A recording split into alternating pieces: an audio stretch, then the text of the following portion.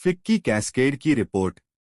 GST 1.0 में 70% बढ़े अवैध एफएमसीजी बाजार। जीएसटी 2.0 में परिवारों पर घटेगा कर का बोझ, अवैध कारोबार पर भी लगा। 41,000 करोड़ के पार पहुंच गया अवैध तंबाकू व्यापार 2017 से 2023 के बीच। नवरात्र के पहले दिन यानी 22 सितंबर से लागू होने वाले जीएसटी सुधारों से परिवारों पर टैक्स के बोझ में कमी आएगी, जिससे उनके हाथों में खर्च करने के लिए अधिक पैसा आएगा। साथ ही उच्च कर दरों के कारण देश में बढ़े अवैध कारोबार पर भी लगाम कसेगी। फिक्की की तस्करी एवं जालसाजी गतिविधियों के खिलाफ काम करने वाली समिति कैस्केड ने एक रिपोर्ट में कहा, जीएसटी 2.0 में उत्पादों पर टैक्स घटने से उनकी कीमतों में कमी आएगी। इससे न सिर्फ उपभोग बढ़ेगा, बल्कि खर्च में वृद्धि से अर्थव्यवस्था में अधिक की नकदी भी आएगी। जहां तक अवैध कारोबार की बात है, तो जीएसटी 1.0 में ऊंची कर दरों ने मध्यस्थता के अवसर पैदा किए, जिससे अवैध बाजारों का विस्तार हुआ।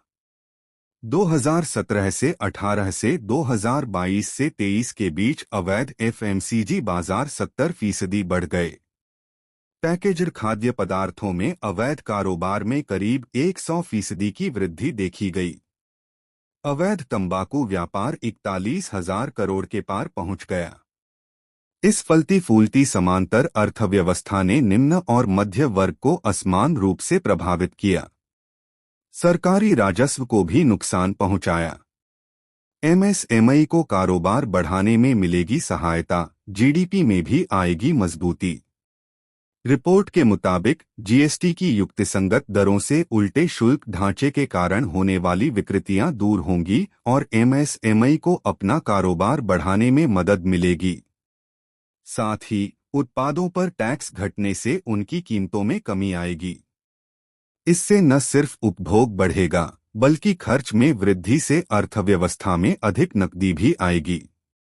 जीएसटी लागू होने के बाद से करदाताओं की संख्या लगातार बढ़ रही है। 2025 में जीएसटी करदाताओं की संख्या 2017 के 66.5 लाख से बढ़कर 1.51 करोड़ पहुंच गई है, जो दर्शाता है कि ज्यादा से ज्यादा व्यवसाय औपचारिक अर्थव्यवस्था में शामिल हो रहे हैं। राजकोष पर नहीं पड़ेगा ज्यादा बोझ। क्रिसिल रेटिंग एजेंसी क्रिसिल ने शुक्रवार को कहा, जीएसटी दरों में हाल ही में किए गए बदलाव से सरकार पर कोई खास राजकोषीय बोझ नहीं पड़ेगा। अल्पावधि में सरकारी खजाने को सालाना करीब 48,000 करोड़ रुपए का शुद्ध नुकसान हो सकता है, जबकि बीते वित्त वर्ष 2024 से 25 में कुल जीएसटी संग्रह 10.6 लाख करोड़ रुपए रहा था। इसका मतलब है कि ज्यादा नुकसान होने की आशंका नहीं है।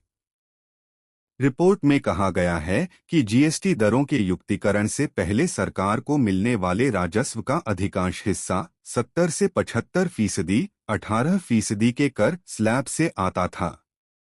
सिर्फ 5 से 6% राजस्व 12% वाले स्लैब से आता था और 28% स्लैब से 13 से 15% राजस्व आता था।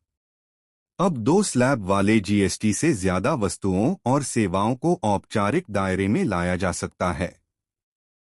इससे मध्यम अवधि में टैक्स संग्रह को धीरे धीरे बढ़ावा मिलेगा। ट्रैक्टर कंपनियां किसानों को दें छूट का फायदा। कृषि मंत्री शिवराज सिंह चौहान ने ट्रैक्टर एवं कृषि उपकरण कंपनियों से जीएसटी में कटौती का लाभ किसानों तक पहुंचाने को कहा है। उन्होंने शुक्रवार को कहा, जीएसटी में कटौती से ट्रैक्टरों के दाम 23,000 से 63,000 रुपए तक घटेंगे। चौहान ने कृषि उपकरण निर्माताओं के प्रतिनिधियों संग बैठक में कहा, कस्टम हायरिंग सेंटर में कृषि मशीनरी सस्ती हो जाएंगी और उनका किराया भी घटेगा। इससे खेती की लागत कम होगी और छोटे एवं मझोले किसानों को विशेष लाभ होगा।